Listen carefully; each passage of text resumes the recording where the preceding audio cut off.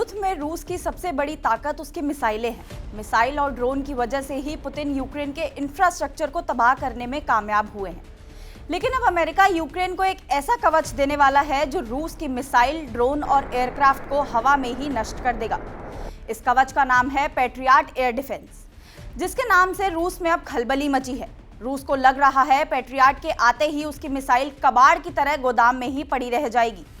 यही वजह है कि रूस बार बार नाटो को हमले की धमकी देने लगा है। पुतिन के करीबी दिमित्री मेदवेदेव ने कहा भी है कि पैट्रियट दिया गया तो रूस नाटो देश पर अटैक कर देगा। नमस्कार, मैं हूं कृतिका चावला और आप सभी देख रहे हैं TV9 डिजिटल।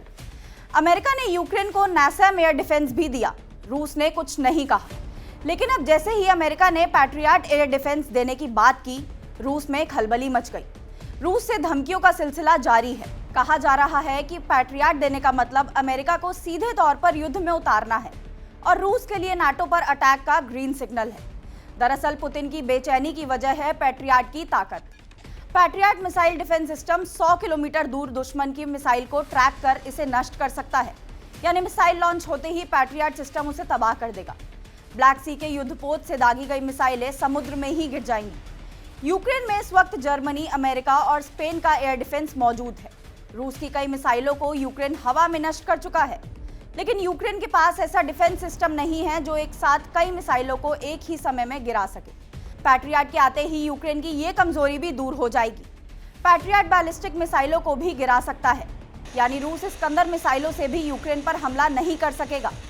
पैट्रियट की तैनाती का सीधा मतलब है कि रूस की कोई भी मिसाइल यूक्रेन को जमीन से छू नहीं सकेगी, वायुसेना हमला नहीं कर सकती और ईरान से खरीदे गए ड्रोन यूक्रेन बॉर्डर में दाखिल नहीं हो सकते। वहीं अमेरिका यूक्रेन को हॉक एयर डिफेंस भी दे सकता है।